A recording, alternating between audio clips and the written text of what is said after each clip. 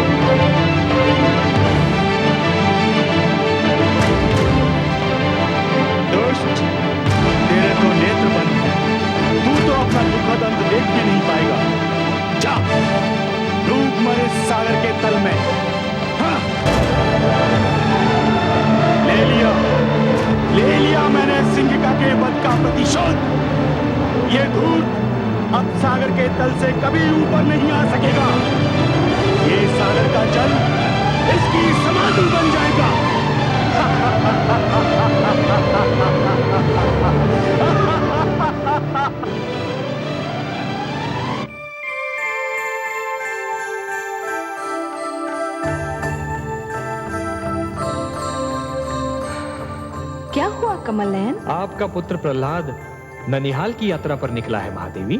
ननिहाल की यात्रा?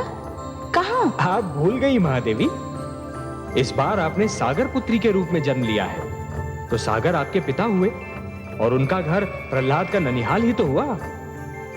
विप्रचित्ती प्रहलाद को सागर में फेंकने निकला है। पिताश्री नहीं जानते कि प्रहलाद को मैंने अपना पुत्र माना है। कुछ अनर्थ ना हो जाए, उसकी रक्षा कीजिए प्रभु। जैसी आपकी इच्छा।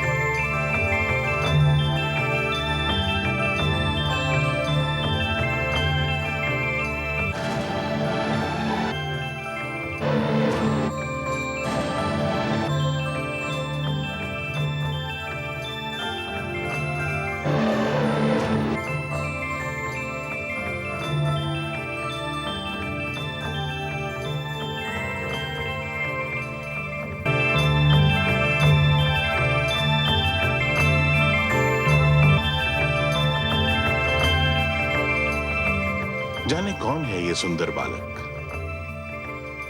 मुख पर इतना तेज कि आंखें नहीं ठहरती। कैसी मीठी निद्रा में सो रहा है वो। फिर उसे जगाकर पूछना भी तो उचित नहीं होगा ना। जाने कैसे सपने देख रहा होगा। किंतु ये कमल हमसे कह रहा है कि निश्चित इस मनमोहक बालक का संबंध हमारे जामाता श्री हरि विष्णु और पुत्री लक्ष्मी के साथ है। कमल, जो हमारे जामाता के हाथ की शोभा भी है और पुत्री लक्ष्मी का आसन भी।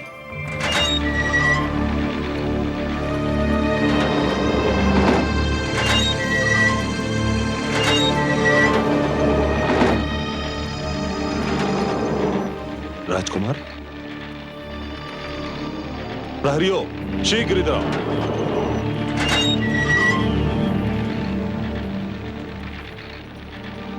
राजकुमार कहां गए? श्रीमान अभी तो यही थे। किसी ने कारागार का द्वार खोला था?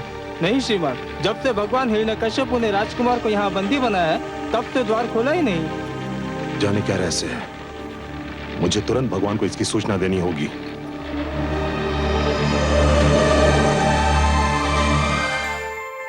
हे जनार्दन, इस समय आपका कमल कहाँ है? महादेवी, आपने अपने पुत्र प्रहलाद की रक्षा किए जाने की इच्छा प्रकट की थी ना? मैंने अपने कमल को उसकी शैया बना दिया। आपका पुत्र चैन से सो रहा है। मेरा पुत्र सकुशल तो है ना? महादेवी, जो सकुशल नहीं होते वो इतनी गहरी और मीठी नींद कहां सो पाते हैं? ऐसी निश्चिंत निद्रा तो केवल उन्हीं के भाग्य में होती है जो स्वयं को पूर्ण रूप से ईश्वर को समर्पित करते हैं। आप घबराइए नहीं, आपका पुत्र सकुशल है। विश्वेश्वर सत्य कह रहे हैं पुत्री। प्रणाम पिताश्री। प्रणाम हे सागर देवता। प्रणाम। मैं आपका स्वागत करता हूँ। कमल को शैया बना देखकर ही मुझे अनुमान हो गया था कि उस पर सोए हुए बालक का संबंध अवश्य मेरे जामाता और पुत्री से होगा। बहुत गहरा संबंध है पिताश्री। प्रहलाद इनका भक्त है और मैंने उसे अपना पुत्र मान लिया है। तभी तो मैं सोच रहा था कि इतनी छोटी सी आयु में उसके मुख पर इतना तेज, इतना प्रताप कहां से आया। अब ज्ञात हुआ कि ये उसकी भक्ति भावना और तुम्हारे प्रेम का चमत्कार है। वो इस समय कहाँ है पिताश्री? अपने ननिहाल में है, नानी नाना के पास आया है। समस्त सागर संसार उसके अतिथि सत्कार में जुटा हुआ है।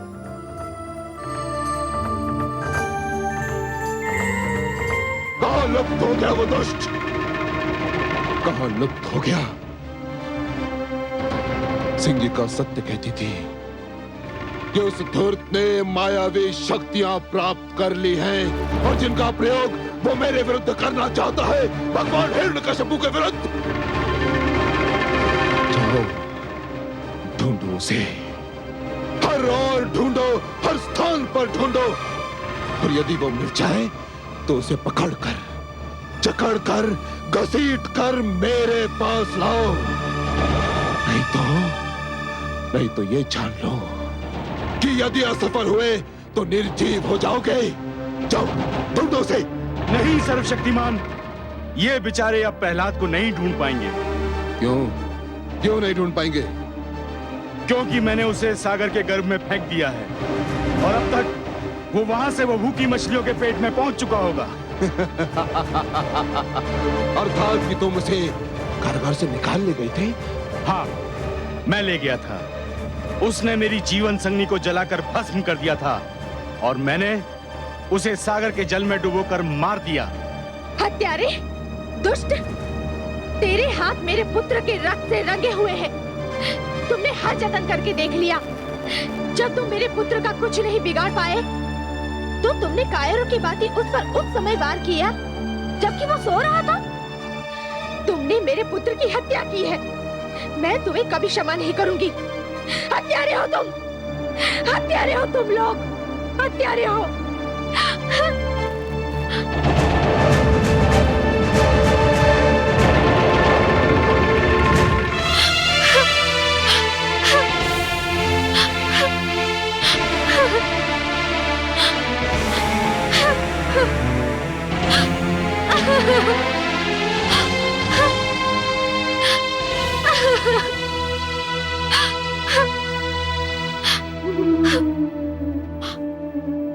हे समुद्र देव, मैं आपसे अपना पुत्र वापस लूंगी।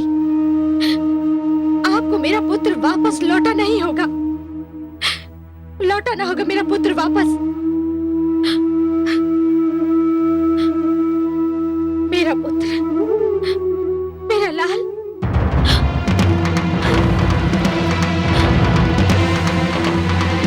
मेरा पुत्र, मेरा लाल। हाय मेरा पुत्र, मेरा पुत्र। हाय मेरा पुत्र, मेरा पुत्र, मेरा लाल। हाय मेरा पुत्र, मेरे लाल, मेरा पुत्र। हे सागर देव, आप विशाल है, आपका हृदय विशाल है। संसार कहता है कि आप इतने उदार हैं कि आपको कुछ भी भेंट किया जाए तो आप उसका स्वीकार करके उसे लौटा देते हैं। हे सागर देव, दानवराज कामरूप नरेश विप्रचित्ती ने मेरे पुत्र प्रहलाद को बलि के रूप में आपकी गोद में फेंक दिया है। एक दुखियारी माँ की पुकार सुन लीजिए सागर देव। मेरे पुत्र प्रहलाद को आपकी गोद से निकालकर मेरी गोद में डाल दीजिए। एक माँ की गोद सुनी है सागर देव। एक माँ अपने पुत्र के जीवन की भीख मांग रही है। हे सागर देव, मुझे मेरा पुत्र लौटा दीजिए। मुझे मेरा पुत्र लौटा दीजिए। मुझे मेरा पुत्र लौटा दीजिए।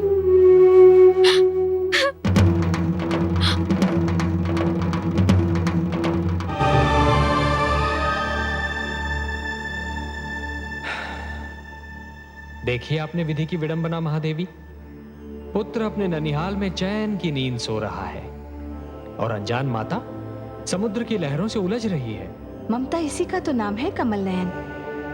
पुत्र भले कितना ही सुखी हो, परंतु यदि माता की आंखों से ओझल हो तो माँ को पल भर भी चैन नहीं पड़ता।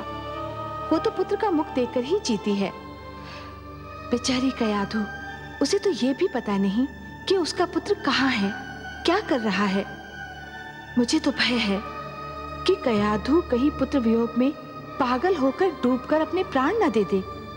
हाँ महादेवी, वो तो सागर में आगे आगे बढ़ती जा रही है। आपको उसके प्राणों की रक्षा करनी होगी कमल नयन। महादेवी, सागर तो आपका मायका है, मेरी तो ससुराल है, और ससुराल में अपने अधिकारों और शक्तियों का प्रयोग मुझे अच्छा नहीं लगता देवी। देखिए, पिता के घर पर तो पुत्री का अधिकार होता है, इसलिए वहां हस्तक्षेप का कष्ट तो आप ही को करना होगा देवी। आपकी यही इच्छा है तो जाती हूँ मैं। कयाधु को यूं डूबकर मरने नहीं दूंगी मैं, वो भी वहां सागर में जो मेरा मायका है।